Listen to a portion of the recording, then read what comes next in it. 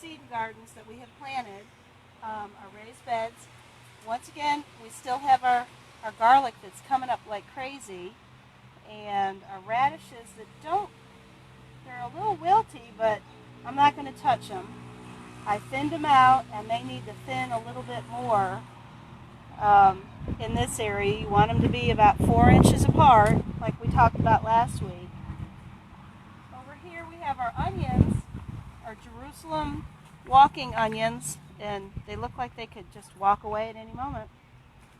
Our parsley is coming up real nicely, and our sage is even getting that little fuzzy look that sage gets when you see it all grown up, so that's good.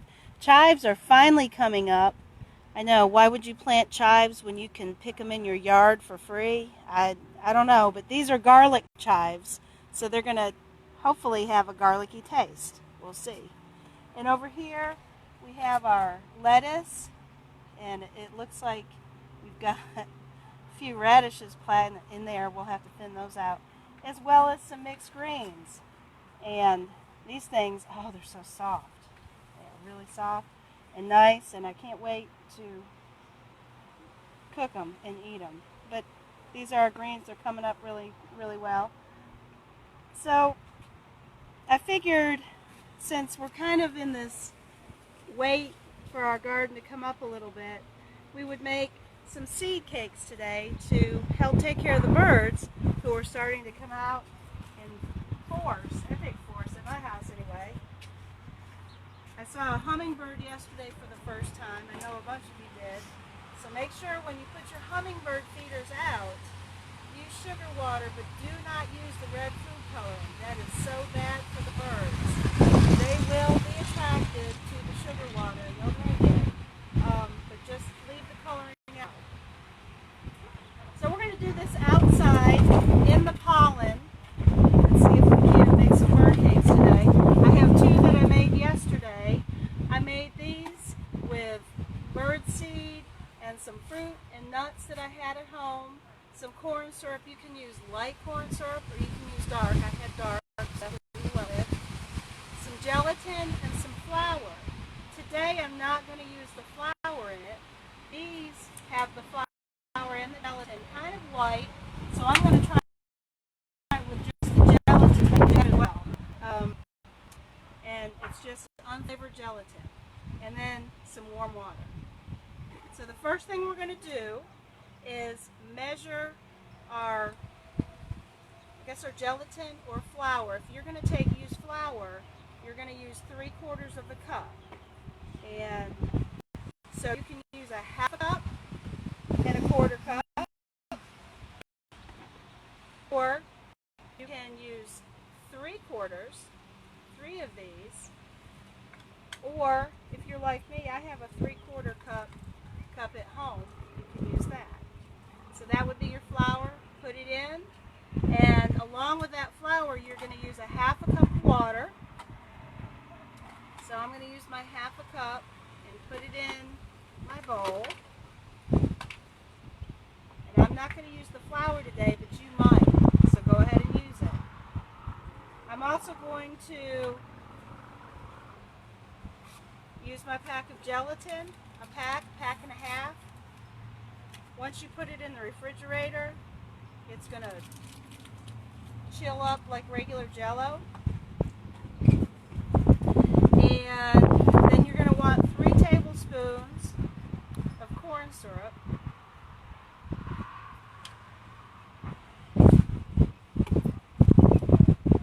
And pour that right in there. And then you'll mix it up. You can use a whisk, you can use a spoon.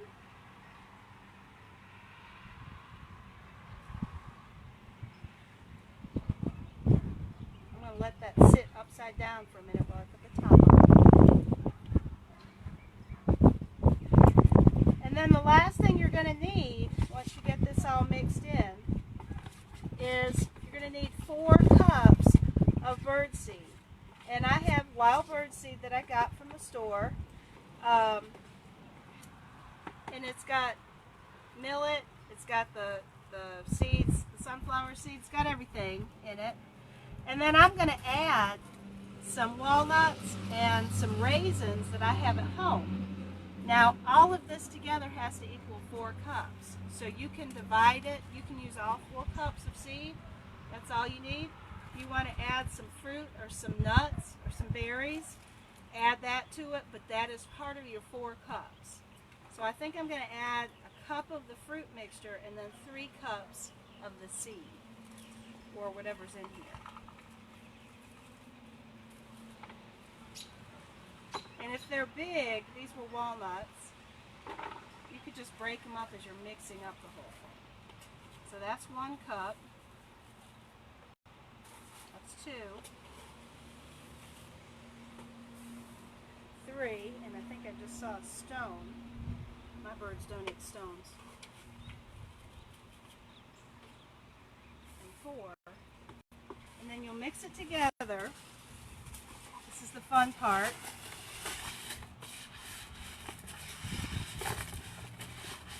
It's making me hungry. Joking, Sam. Hey, Sam. Sam's our IT guy.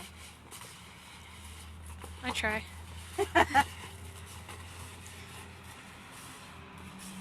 Once it's mixed together, you can put it in virtually any mold you want to.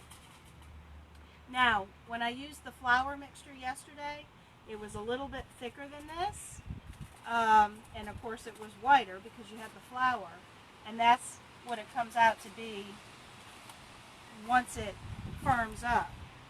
This hopefully will firm up, but it will stay clear.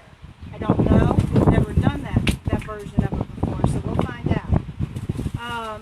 One of the key things I did yesterday was I stuffed, you can use plastic wrap, you can use parchment paper. I wouldn't recommend wax paper because sometimes it kind of gets wet and it just doesn't work real well.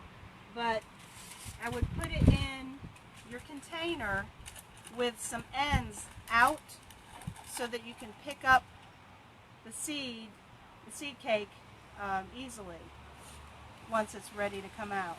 So put your bird seed in, and it makes a lot.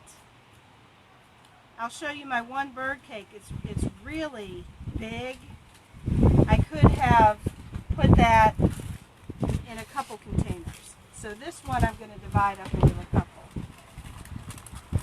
Once again, I'm going to put the parchment paper in so it's easier to get out. And it's kind of sticky and icky.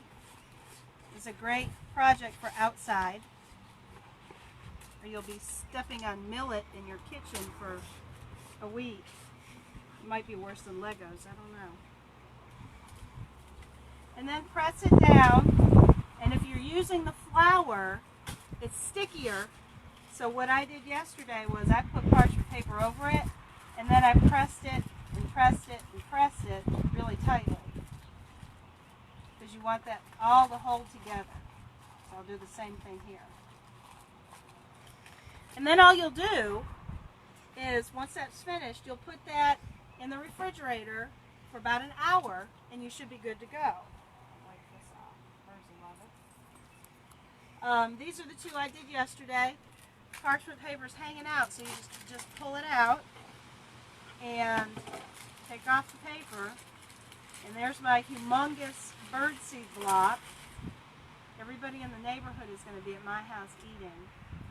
And I had so much that I kind of did it in a small container too. And what I did with this was, let me get the parchment off. I stuck a hole in it, just put a pair of scissors in and kind of twirled it around, made a hole, and I have a post at home. And I'm just going to hang it on the post. You can use any mold, cupcake molds. You can form it if you can. You may be able to form the flour one. The gelatin only is a little trickier and it doesn't hold together as well.